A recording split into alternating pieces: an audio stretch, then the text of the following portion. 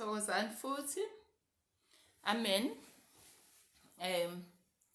I'm sorry, I'm having challenges with gadgets. Hope everybody's listening now. I'll give you a few minutes to come and join me, right? I'm going to be discussing about the different spirits and how they affect us in our lives. How do we keep the situation, right? In case you get affected kakhulu until ubone ukuthi ayingathi sekuyehlela manje. I'm going to advise on all those things, guys. Guys, my gadgets are twerking. Yeah. So hi Peter. Hey. So yeah, I'm going to be discussing about all those things so that you get to understand who you are, which spirits are following you, which spirits are attacking you, which spirits are affecting your family or family members. Listening is going to help you. You're going to listen on behalf of your other family members, right? Hi, Eddie. Oh, gosh. Oh, wow. Guys, I'm having a problem fixing this.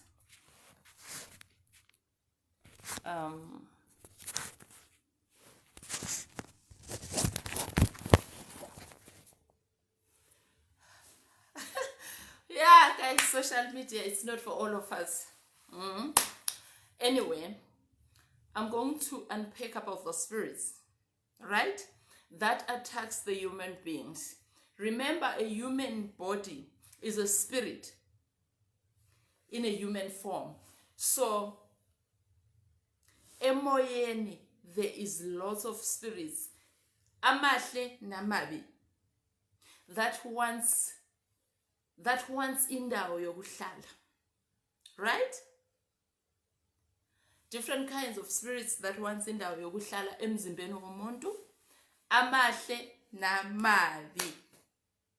Don't forget ukuthi kunama spirits amahle, kunama spirits amabi. Right? Kunama spirits entwaso, kunama spirits okungewona wentwaso. So I'm going to be discussing about that. Tapelo. Hi, colleague.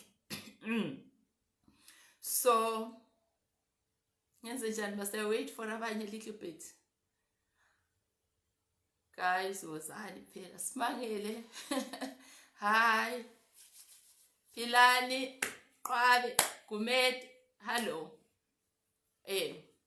We're discussing spirits, different kinds of spirits, and we're also going to, after listening to my live, you are going to understand why abazalwane ngathi bayaxabana nathi. Why abazalwane ngathi bayaxabana nathi? Why abazalwane bangal understand ubizo lwethu? Why bangal understand ubizo lwethu? Ngoba kuningi okubhaliwe ngathi. Iningi into ebhaliwe, we end up being confused nathi. Ukuthi Nkosi yami kwenzakalani ngathi? But mina personally, whatever we'll be discussing, it's going to be based on my personal experience. I'm signing a disclaimer as well. Whatever I discuss with you guys, I don't want to steal anybody's shine. I will be discussing what I know according to my own life experiences. Ngendaba zomoya. Okwesibili nje, ayikho inkonzo engazange ngihambe. I knew I had a gift when I was young. Because a gift is something that you're born with, right? So, it's something that you're born with. Ayibaleki, akukho la ezoyakhona. Uzobaleka but ihlathi lokucasha angeke uze ube nalo. Mawuzelwe ne-gift, akukho la ozoyakhona. akukho la uzoya khona ikhona no matter what you do ikhona gift. So I'm going to unpack everything. Let's wait for abanye a little bit.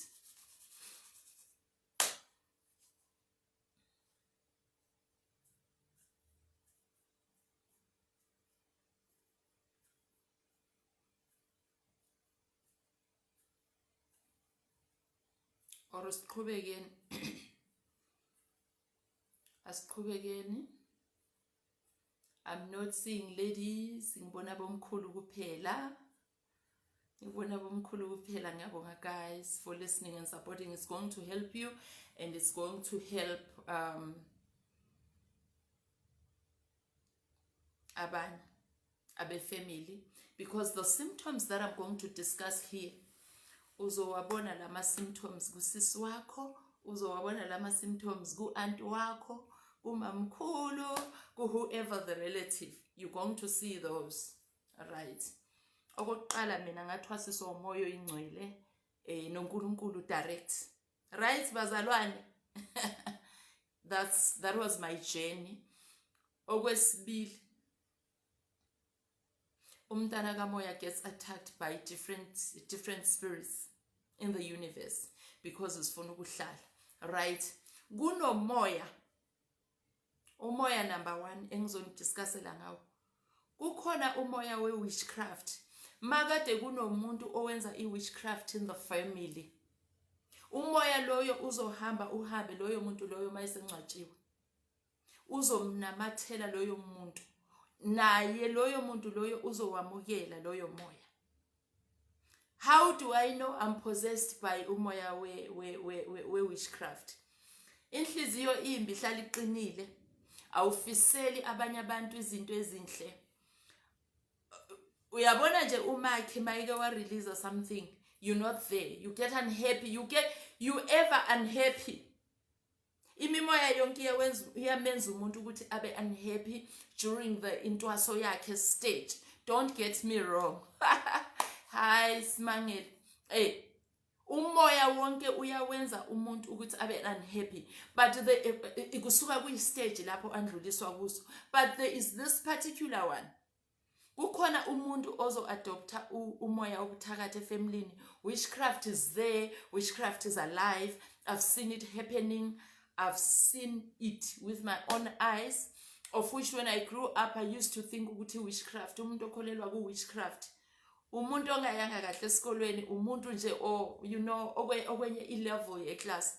No, I was wrong guys. Witchcraft is there. So the spirit of witchcraft possesses a person. It possesses a human being. Until a human being aze ahambe ayothwasa, if uhlolelwe ukobela or wrong, uzoyithwasa this witchcraft. Mawuqeda kuyithwasa this witchcraft, you are going to enjoy. You're going to enjoy makushona abantu. I-excitement yakho iza makunomncwabo. And then mawuhlala this witchcraft, umoya we-witchcraft, uyakunikeza amandla ukuthi ubulale. Ukuthi ubulale. And awubulali ngaphandle. Ubulala in the family. I think I've come across such families whereby each August kuyashonwa kuyangcwatshwa. Each and every August month kuyangcwatshwa in those families, guys. And uthola ukuthi abantu baphelile bayabuzana ukuthi okay, who is next? Who is next? Who is next this August? Kunama families anjalo. And if awukamtholi umuntu ozonqamula loyo moya loyo, it's not going anywhere. It's not gonna go anywhere. Loyo moya loyo, it's not gonna go anywhere.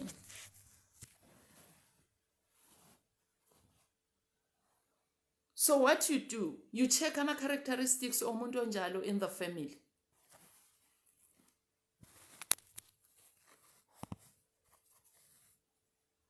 You check my characteristics of that particular person in the family. They are there, guys. And if a witchcraft comes from the family, it's very difficult to eradicate. it's going to be very, very difficult. Because why? Loyo muntu loyo nishera naye i-bloodline. You are sharing a bloodline with that particular person. You are sharing ingilosi zenu with that particular person. So it becomes very, very, very difficult to eradicate a witchcraft in the family. You are going to discover it. Sekulate emndenini abantu baphelile.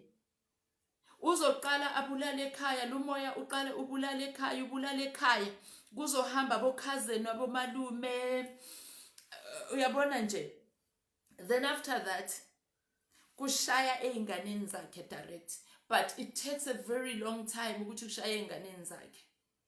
Loyo muntu loyo ufuna ukuthi whatever happens, yonke into enhle yenzeke einganeni zakhe kuphela.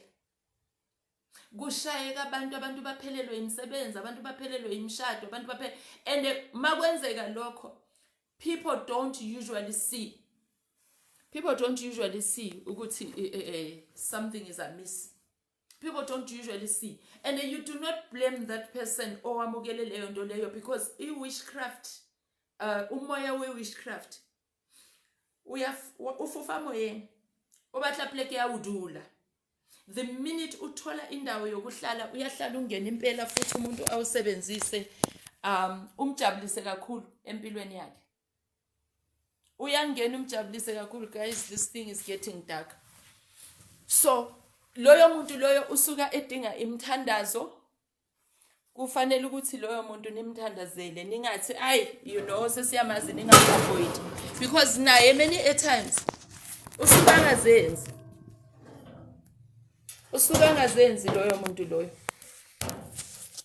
So what you do, you forgive, you pray for this person, ni move on. Because if niyasiyeka lesi spirit via this family member, abantu bayaphela, and abantu baphela ama-headaches. I-symptom yakhona i-headache. Umuntu uzoba ne-headache for 1 week. Kuthi umuntu undlulile emhlabeni. 1 week headache, umuntu undlulile emhlabeni. Niyayibona into enjalo. I don't know if you guys has experienced. And then laba basele abaphilayo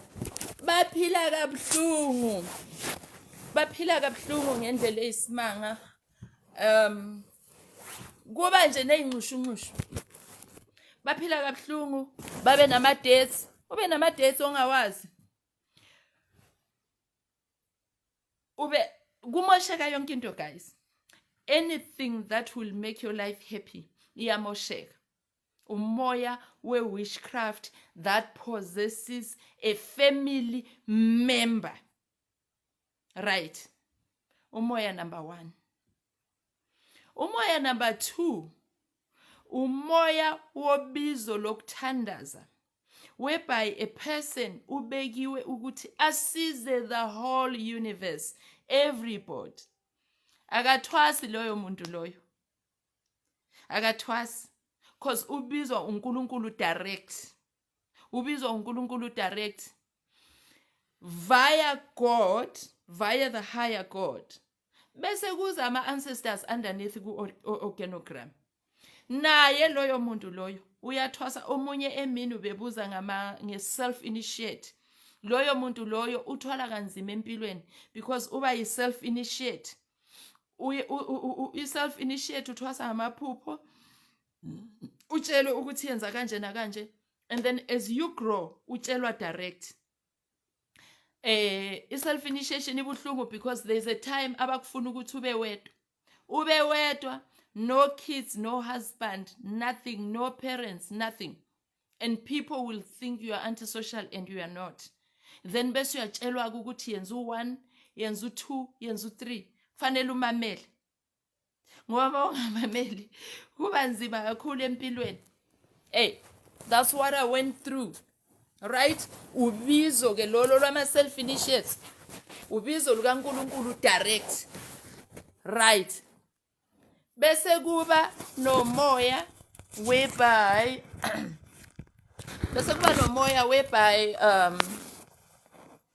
ukhethiwe as a family person ukuthi uzonceda everybody in the family. You are going to assist the whole members of the family. Probably you are going to be the one that is going to break the spirit, say, witchcraft in the family.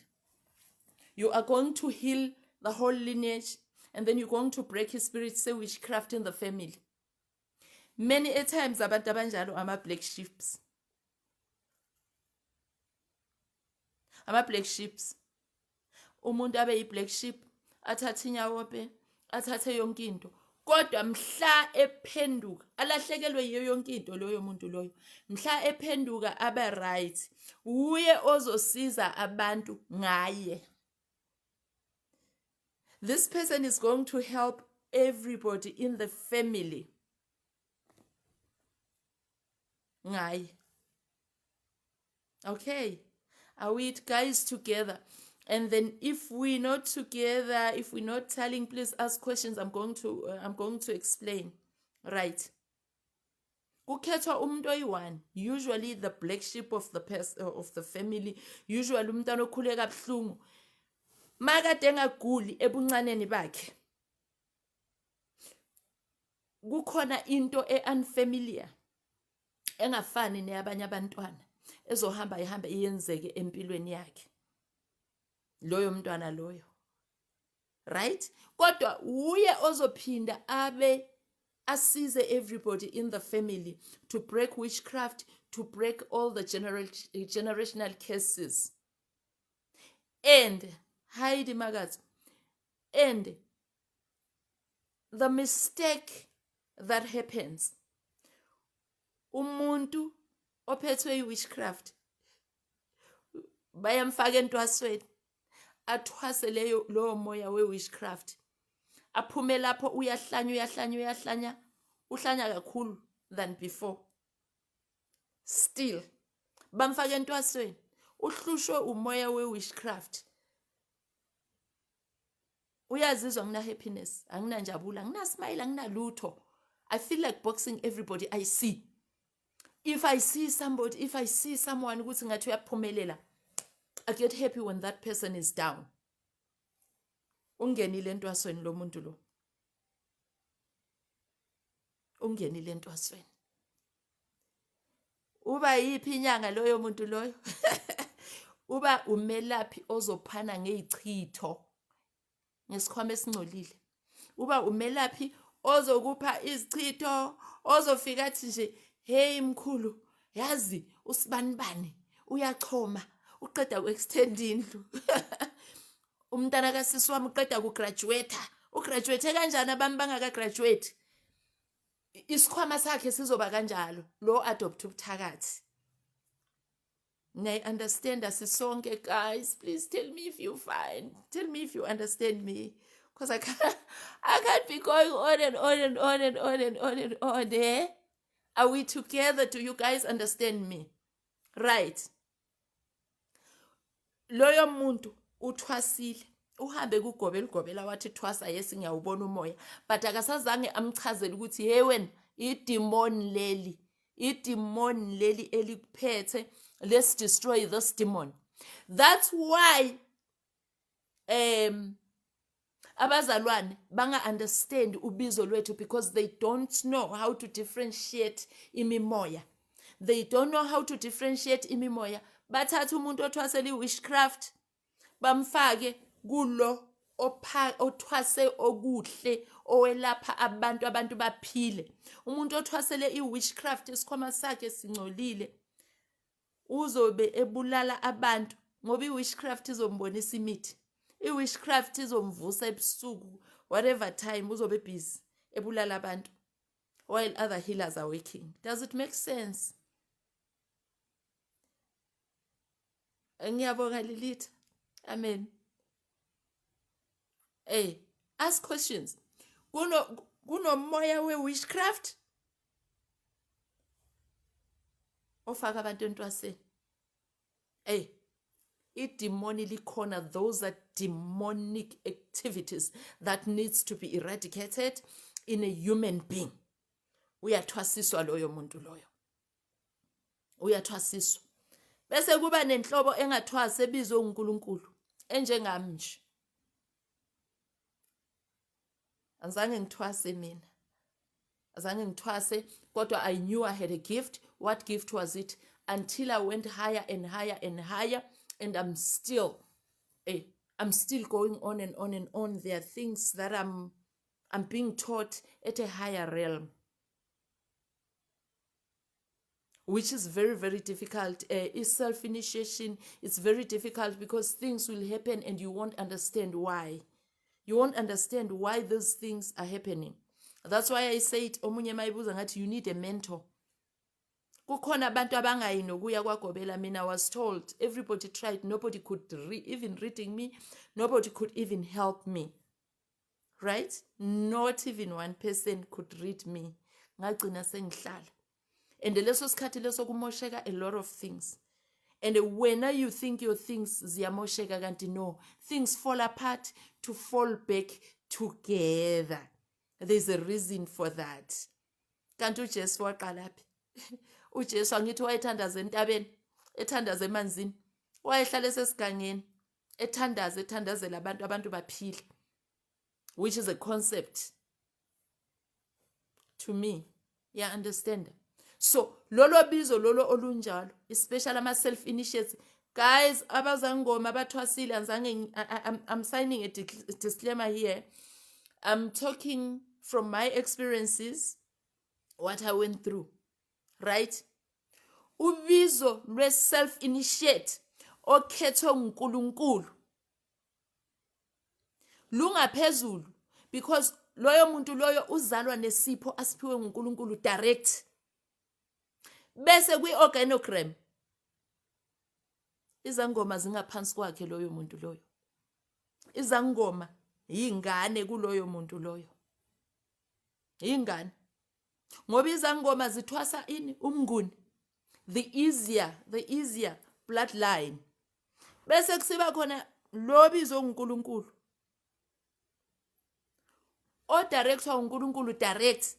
Bese mayesevuthiwe bese kulandela ama ancestors ku organogram yakhe. The ancestors will follow underneath.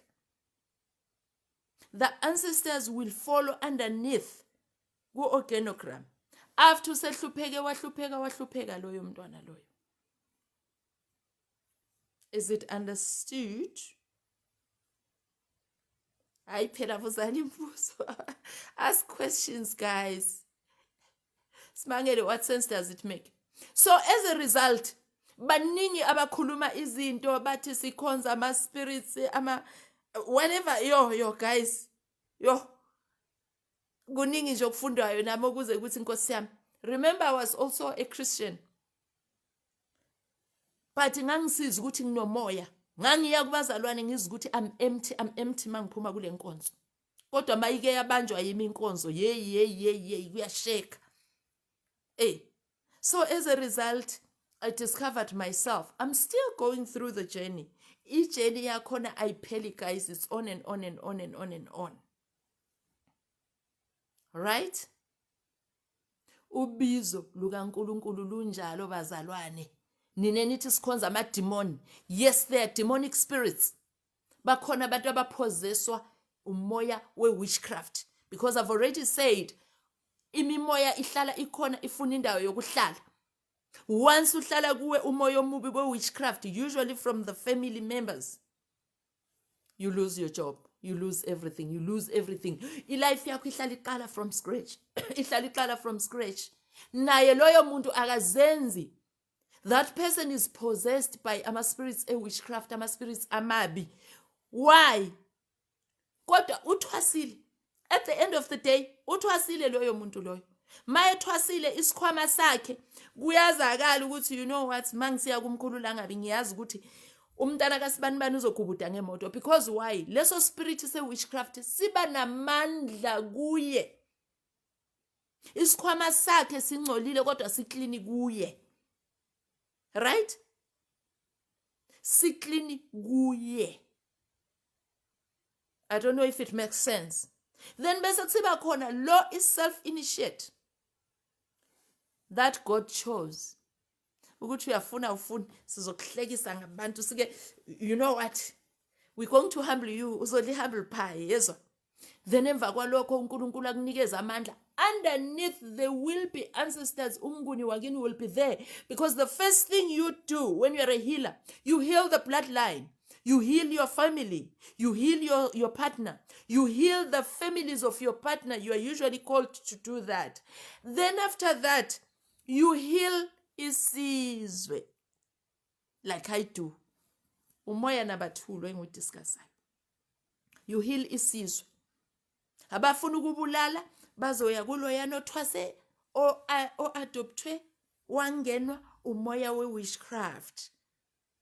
They want abafuna ukuphila nangu umuntu ukhethwe uNkulunkulu unomnguni wakubo ne-bloodline le-lineage yakubo that she has already cleaned or he has already cleaned noNkulunkulu wangenelela ama-ancestors are usually underneath in the organogram though we say thokoza but we don't know what to do. They will say thokoza, I will say yes. They will say amen, I will say yes. Because why? The Holy Spirit that was there before the Bible was written.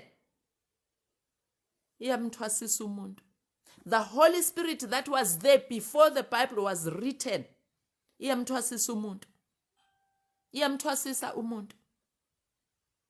Bese ama ancestors ayangenela because they intercede.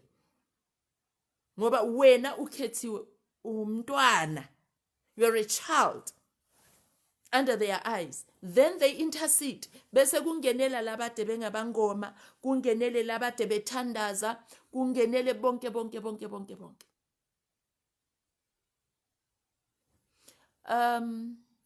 Rams, amen Mkhulu. So what if the person then has that umoya wa witchcraft, but they don't want it?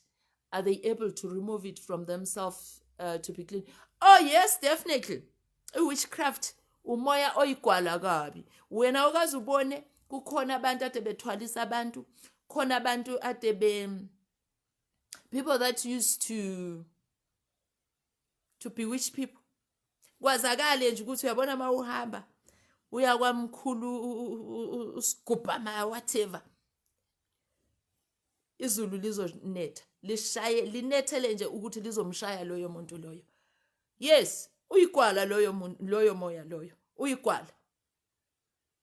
Uyigwala compared to umuntu ophiwe ukuthi ahile the whole world. Yes, uyigwala. I've heard such people. Esigodlweni sami abanye ngiyabaxosha abanye ngiyathi okay uyafuna ukulahla into yakho kufanele naye avume. Rams, the person has to say yes, I'm tired of this life, I've killed so many people, I am tired, I've had plenty. It depends on a person. If a person says yes, I'm tired of this, but remember it's tricky, it gives them power to say, okay, I'm going to kill so and so. Remember that person, lento isegazini lakhe. Amandla akhona. Nami amandla okuphilisa asegazini lami. That is why ngikwazi ukuthandazela amanzi umuntu aphile. That is why ngikwazi ukuthandazela imithi umuntu aphile ngayo. Right. Nalo we-witchcraft angakhuluma into iyenzeka because lawo mandla lawo akuye egazini. Right? The person has to accept because okay, I'm tired of this and this and this and this. I am tired. It's now the end. Yes, siyakwazi ukuxosha loyo muntu loyo moya loyo. Kahle nje futhi uphele umuntu abe clean and ahambe uzozibona yena esehamba ayoxolisa ukuthi hey whatever king. Hey ngileka ka amuhela sififi mobuphilong baka ikupa tshwarelo moluna. I've seen those people. I've seen those people crying. Some of them end up being mad because indaba yokuthi uthi uphiwe ubizo bese uhamba ubulala abantu, you abusing the powers that you're given. You're abusing the powers that you're given at the end of the day. Philani sisikhwama na ubuthakathi. or is it isikhwama esingcoliswe umuntu owaphila emndenini who was meant to be? Uyakhumbula Mkhulu ekuqaleni ukuthi ngithe mina imimoya ihamba ifuna indawo yokuhlala, to the living, then they get to possess a person. Yes, kusuka kukhona umuntu we-witchcraft obesenza lezo zinto bese wena uyavuma. That is why when we pray masiphahla sithi thina sikhuluma nemimoya emihle sisayina i-disclaimer. All we want, we are talking to good guides, we are talking to good heavenly spirits that are clean, that are in the light. We are not appeasing the darkness here. We're not appeasing the darkness. Because yes.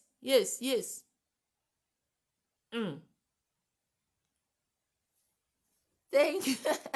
Thank you, Mkhulu K. Asibeni song, asibeni ku one line.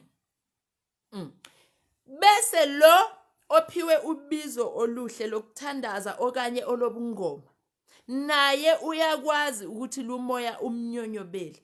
Once evuma loyo moya loyo uzothakatha naye, and once esithi yes to ubuthakathi, gone isikhwama singcolile. Siyangcola isikhwama. Isikhwama siyangcola.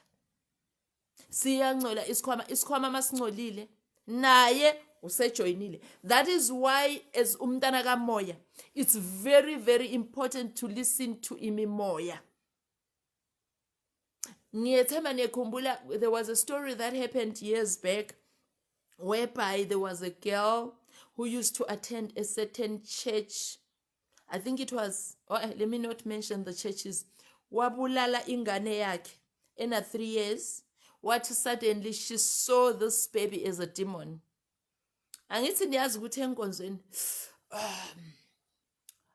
demonic evil spirits, what. Right? Abantu abathandazayo mara bayisaba ama spirits. Nayi awukho umoya engusabayo. Awukho umoya engusabayo futhi ayikho i-witchcraft engena la ekhaya. Never. So loyo sisi loyo athi suddenly leyo wayikhuluma esese court. Suddenly she saw her child looking like a demon. And then she took a hot iron and killed the baby. And then she realized afterwards. So what was that for? What was that for? Niyas understand izinto ezinjalo. That is why abazalwane bangas understand kahle. Bathatha, they paint us all in one brush. Umuntu okhetha ubuthakathi uyazikhethela ubuthakathi. If ebu enjoya, it's fine. Usually they get excited makunemncwabo. Wow, ngaba nomncwabo, they get very excited. If they are to visit a very sick person in the hospital, they get excited. Their spirits nabo, they get excited by that.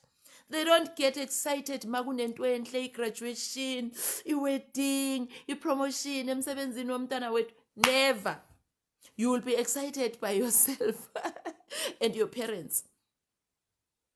And akazenzi loyo muntu loyo, naye upossessed. That is why whether you are a self-initiate, whether ungene entwasweni kwagoberu ya koropa laphayana, the first thing that is done is continuous cleansing.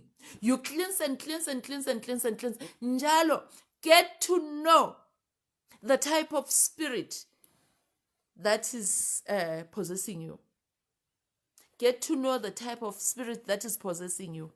Ungazizwa uhlala inhliziyo iqinile Nkosi yami, umuntu mayethi yo Mkhulu K, I bought a new car.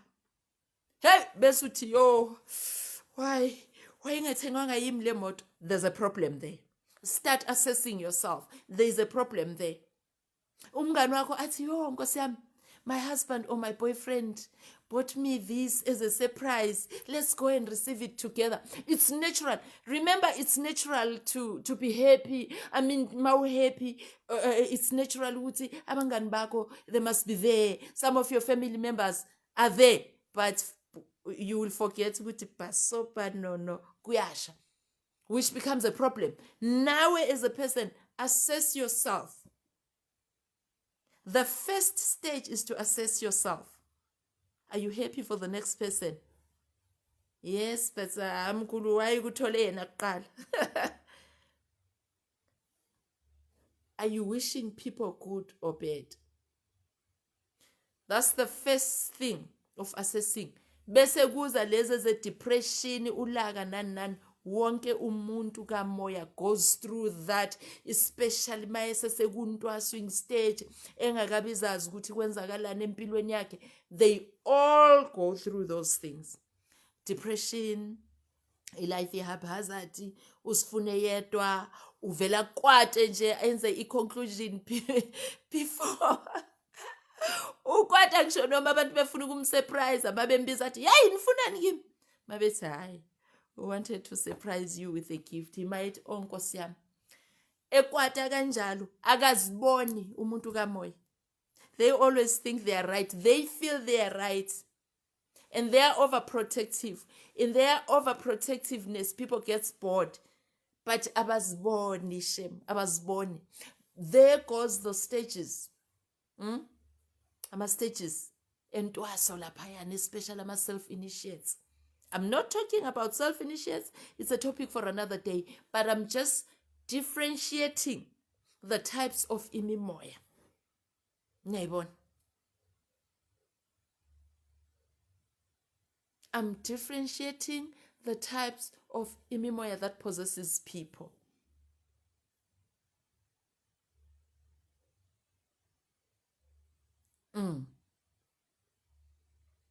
Until uvuma ubizo lwakho, until uvuma ukuthi angifuni ubuthakathi, I'm tired. But if you say yes, how do I say yes, Mkhulu? Wayini ngangibuzi? The minute you get happy for isifo sikamakhelwane wakho, ukuthi hawu Nkosi yami, wow, uKagiso lo begqoka amajazi okugraduate last week, hey ushonile bebethi bayophelelaphi, uhambile sibonile umama wakhe nje qala ukushaya izithupha. There's a problem there. Start assessing yourself. There is a problem, and a big one.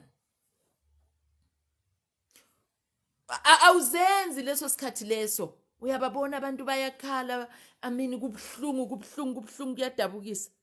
But you are the only happy one. There's a problem there. There's a problem there.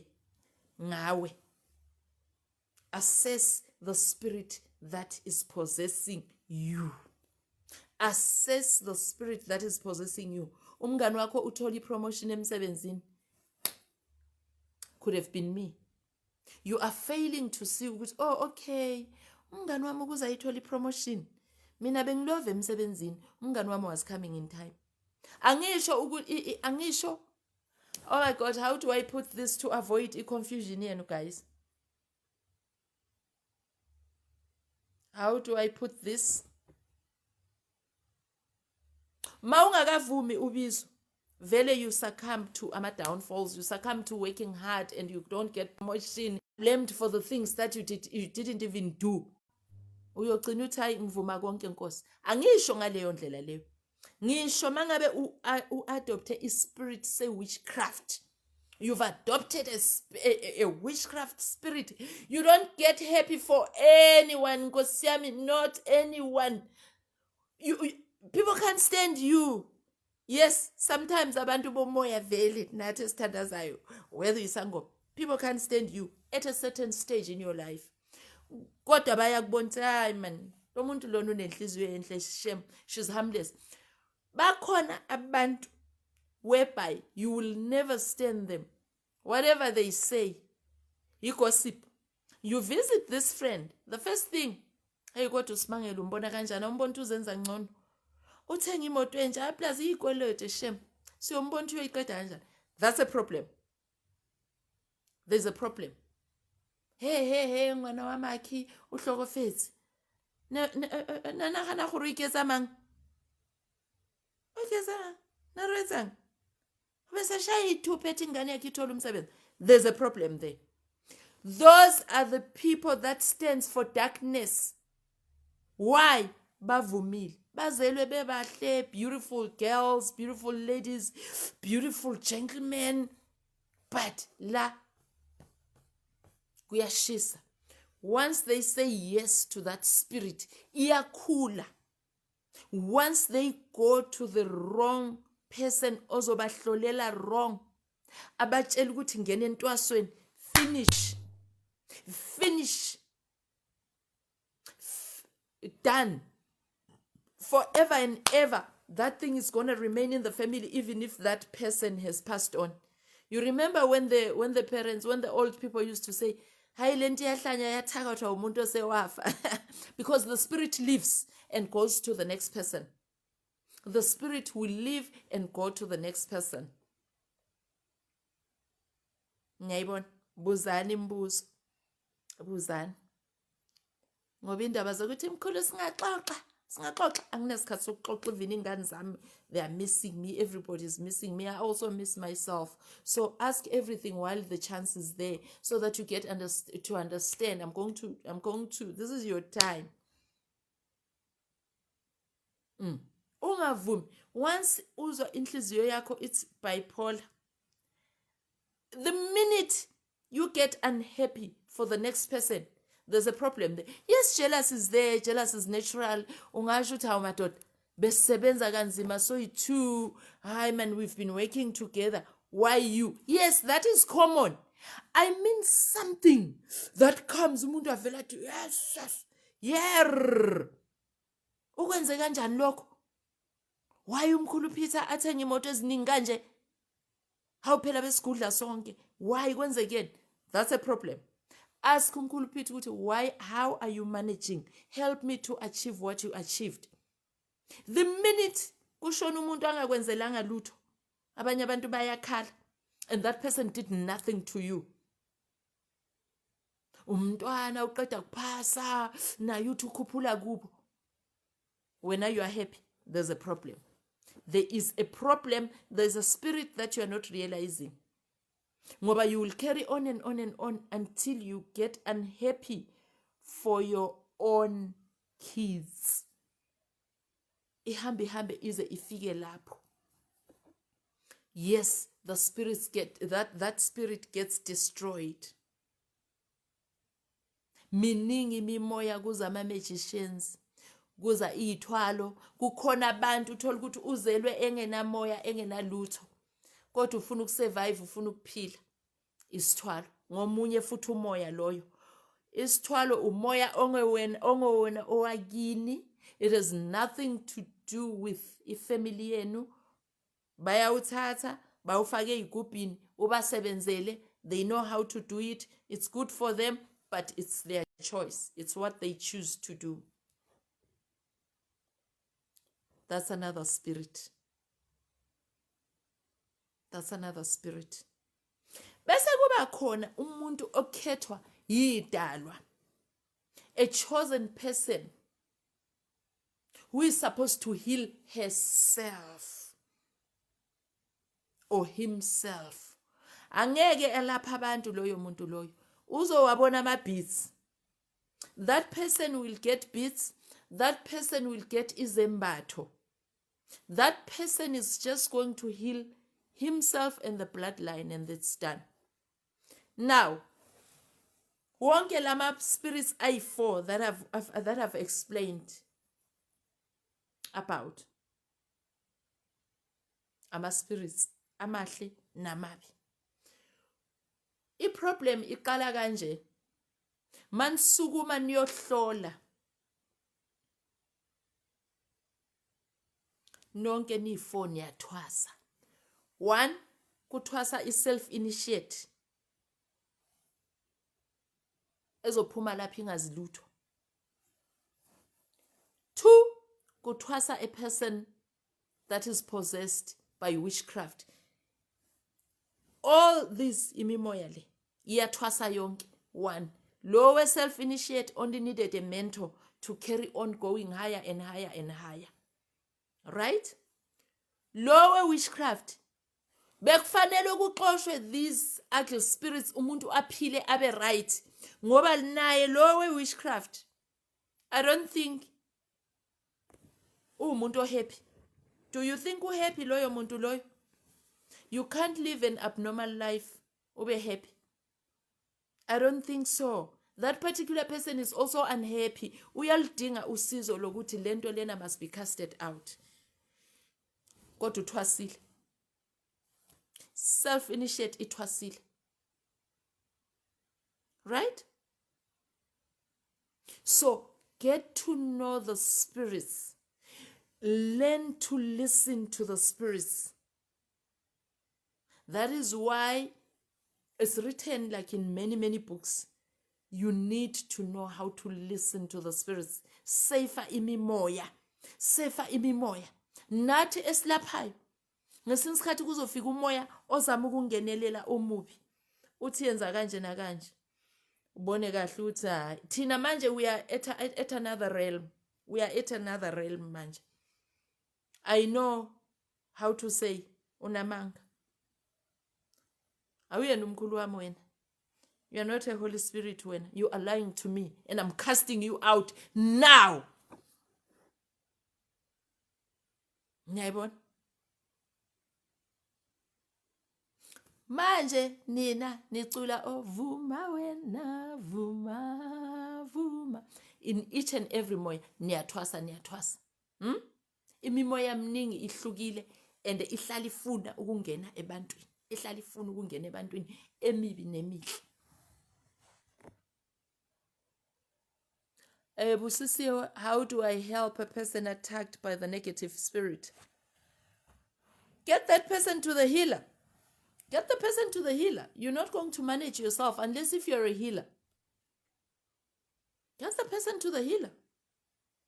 Kanti kusuka kutheni mawumbona umuntu ukuthi nangu vela sukele kahlanye. What was happening when Jesus casted amademon angene engulubeni? I'm not here about Jesus and the Bible and the story. I'm here about ubizo lomkhulu bethu. Indlela babethandaza ngayo long before the Bible was written. That's what I'm here for. I'm just referencing. Don't get me wrong. This is only a reference. Demonic activities, we crush them out. We crush them out because they possess abantu. Umuntu aphile kabuhlungu. Umuntu aphile kabuhlungu. So Mkhulu, umoya ongcolile can disguise itself as your guide. Oh yes, definitely. Definitely. Oh yes, definitely. Hey, for example,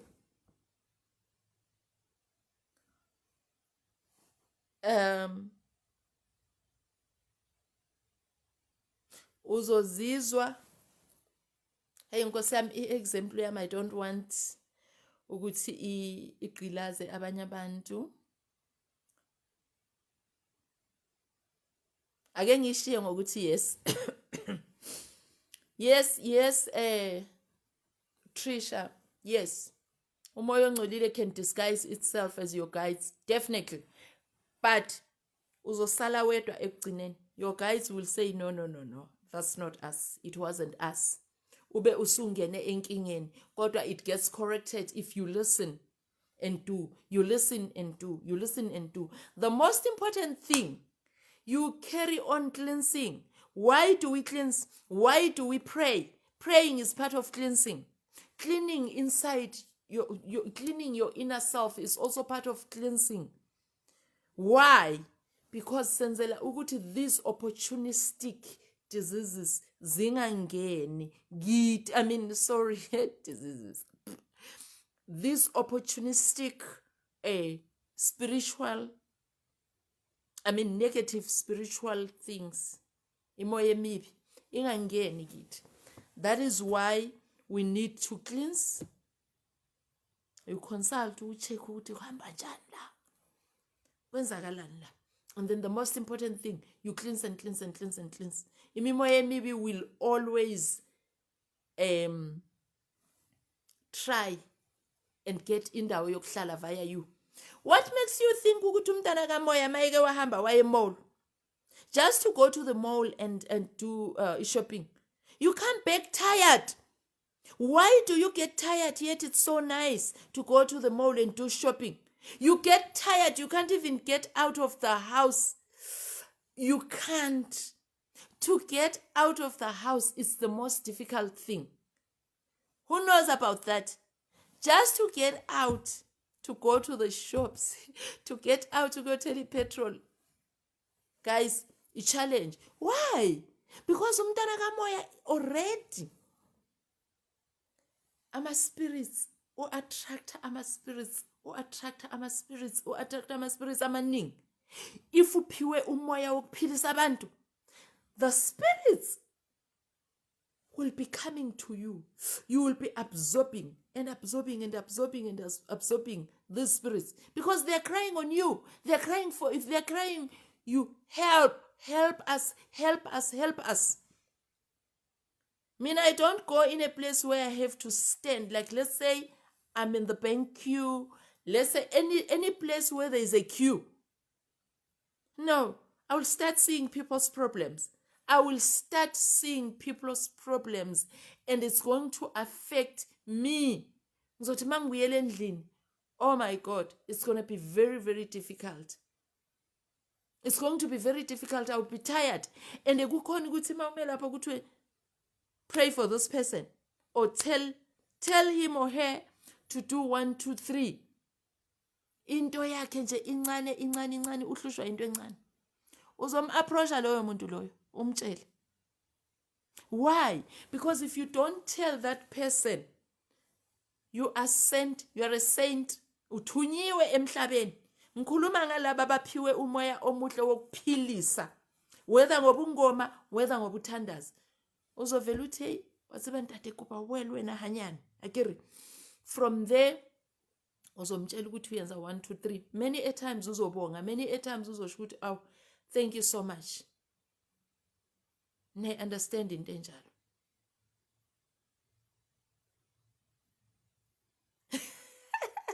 Nolthando manje Mkhulu yini lena esiphathisa amazinyo kangaka yoba bazazobatha sithwase. Into ephathisa amazinyo isikhathi esiningi gogo ubizo lwesithunywa. Ubizo lwesithunywa, isithunywa sokuthandaza.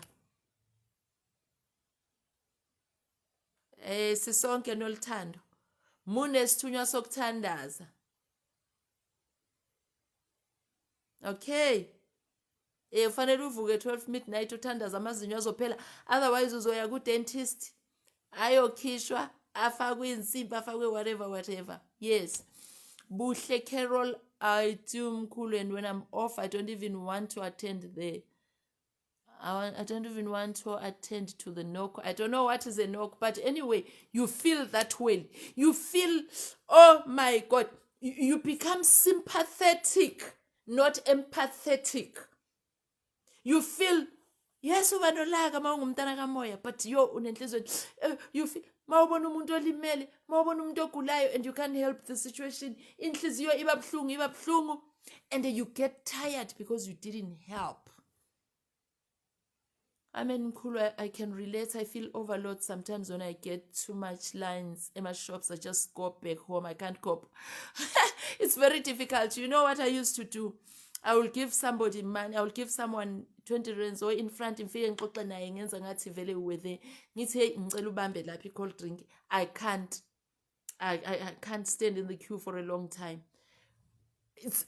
Those were the first stages of my journey. I didn't know why. I didn't know what was happening. I mean, Medinawo. Ay, buzani mbuzo. So that's what happened. That's what happens. So learn to save imimoya. Learn to assess imimoya. How do you do it? You will need a healer. Sometimes you can do it alone. Sometimes you cannot. It becomes very, very, very, very difficult. It becomes very, very difficult. Assess the spirits. Cleanse.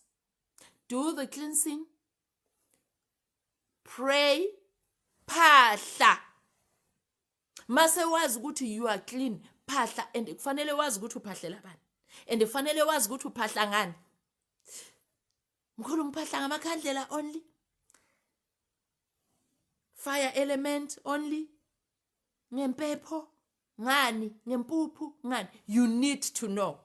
Because impepho is not for everybody. Impepho is not for everybody. Umqombothi partnering is not for everybody. Those are that will be a topic for another day. It's not for everybody. Because kwabanye abantu, impepho, mawushisa impepho, your problems becomes worse. Kuba mnyama kunakuqala. Why? Why? Mawushisa impepho, ne family member that accepted witchcraft in the family, uqinisa le yanto yakhe manje. Who has heard abantu abathe Mkhulu sengikwenze konke, if I burn impepho, ngiphahle ngempepho, my problems becomes worse, ngize ngiyeke yonke into. Who has experienced that? I'm sure today you've got the answer. Impepho is not for everyone. Impepho is not for everyone. Ungathi mawubona into wena yenzeka kumakhelwane wakho or kukhazeni wakho or whoever, bese uthi na uzothatha impepho uyishise. Impepho can activate evil spirits via a family member who is doing evil. Right? Ivusa imimoya. Impepho can be good to someone, but not to everybody.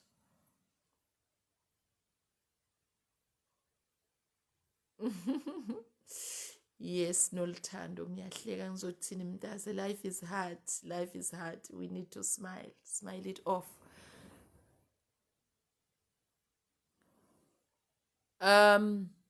Kungani abantu bakujikele bakuzonde uma unobizo? Right. Uzozondwa vele umntwana wobizo akathandeki. Why? Busisiwe. Umntwana wobizo uboniswa yonke into without her or him knowing. Sometimes you will think it's your thought. Sometimes you will ask yourself, oh my God, why am I get this negativity if this aunt is around? Why am I dreaming this and that and that? Umntwana onobizo uboniswa yonke into. And then many a times abantu abamzondayo are the people that are not doing that are doing evil things, and they are scared ukuthi lo muntu lona nangu sezosibonela. Umntwana onobizo ujikelwa uye wonke umuntu kuba wesike mayethu uyashada. Abamfuni emshadweni. They are going to see, they are going to check isici nje esincane. Akunamuntu ongenasici, by the way. They are going to take a little mistake bayenza a big thing. Because why? They know ukuthi lo muntu lona, whoa, nkosiyami uzobona into zala ekhaya. Is either lo muntu loyo uzophakamisa umndeni by eradicating the witchcraft that is caused by the other person. So umntana kamoya uzondelwa lokho ukuthi ubona a lot of things. Bazokujikela abantu vele, because they know you are seeing their secrets. Who wants their secrets to be exposed? Thina bantwana bomoya, we can see the secrets. We can see through a person. We can see izinto. Well, for instance, I'm a seer. I can tell you about your past, your present, and your future. And I can tell you who you are. So who will like that person? No one will like such a person. Not even one person.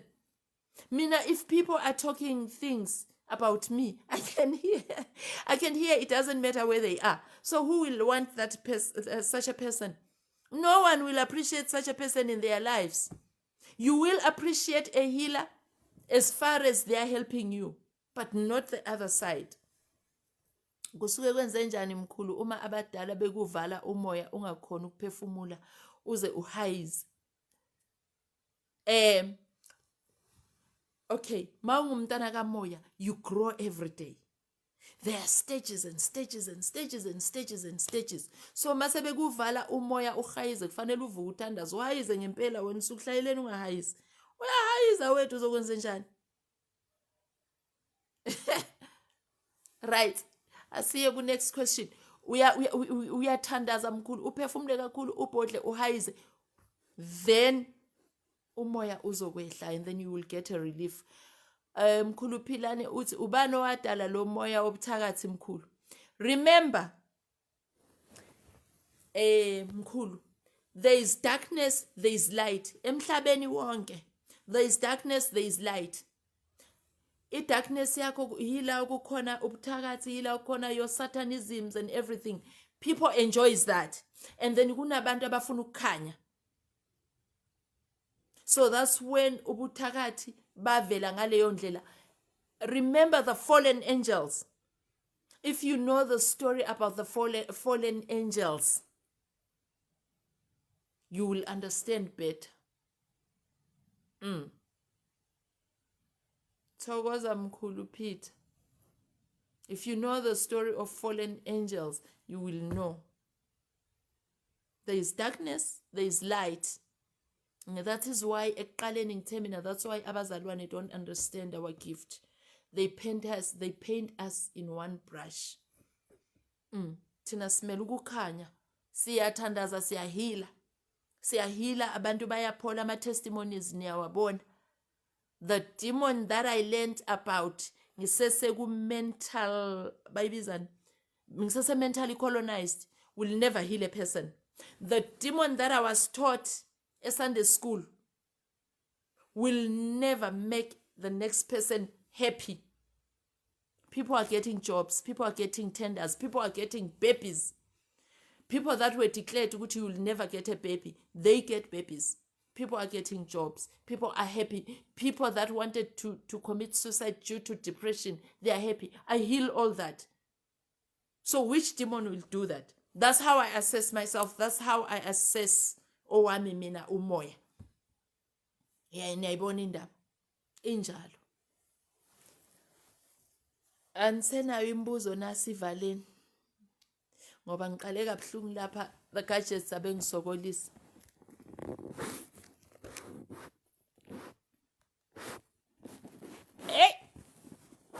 Ay, ukubhodla phakathi kwabantu, right? Ukubhodla, ukuzamula. Suddenly you don't want noise, you want to be by yourself. You don't want anybody. And then you even tell them, guys, it's not about you, it's about me. Please don't. People don't understand. Kunzima ukuphila nomuntu womoya, guys. It's not easy at all. It's not easy at all. Abantwana bakho and your partner and whoever must be called. Because ukuphila nomuntu womoya, it's not easy. Usuke uzitshela ukuthi wenza kahle, yet you are doing the wrong thing to the next person. When uzitshela ukuthi hey wenza kahle kanti ubheda kakhulu. So ukubhodla, ukuzamula, ushawa uvalo, ucabanga njalo, uhlala nje ucabanga. Impawu zobizo lezo gogo busisiwe. Impawu zobizo. It's a gift. You are a gifted child. Usese kuma early stages. Right?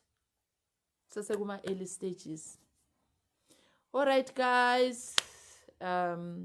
Ngiyabonga ukuba nani. Ngiyabonga ukuthi nibamele. Ngiyethemba ukuthi nifundile okuningi ngokwehlukanisa imimoya. Oh, the other last important thing. Mawuyohlola kumuntu kumelaphi. Check ukuthi yimuphi umoya okuphethe. Mina mangihlolela umuntu engena nje kimi umuntu ngiyambona ukuthi lo isangoma lo. Lesi isangoma lesi. Lo umthandazi lo. Njalo isangoma umuntu ozoba isangoma umhila kanjani? Ozoba umthandazi umsiza kanjani? I know how to help. You can easily see when a person walks in.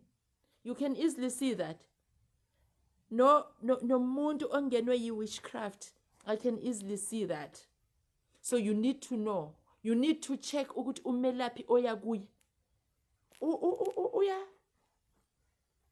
Does she or he matches nobizo lwakho onalo? Amabhayi oke uwaphuphe unawo loyo melaphi oya kuye.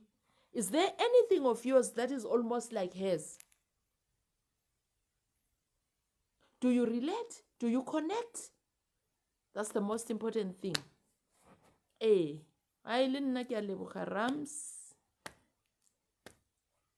Thank you guys, thank you for watching. Ake ngithi awavuthe mina ngiyabonga Mkhulu. Ngiyabonga siqhubekeni sithandaze guys. There's lots of spiritual activities that is going on, and mawungumntana kamoya, you are prone. You are prone. You are prone. So pray, cleanse, phahla. Konke kuzohamba ngoline.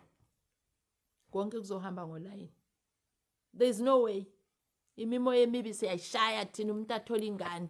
Siyayishaya umuntu athola umsebenzi, athola ipromotion yakhe. There is no way. There is no way. Cast things out except if you've got a gift. If you've got a gift, you still have got a long journey. Because you have to accomplish your mission that you were called for on earth. Thank you guys. Thank you so much.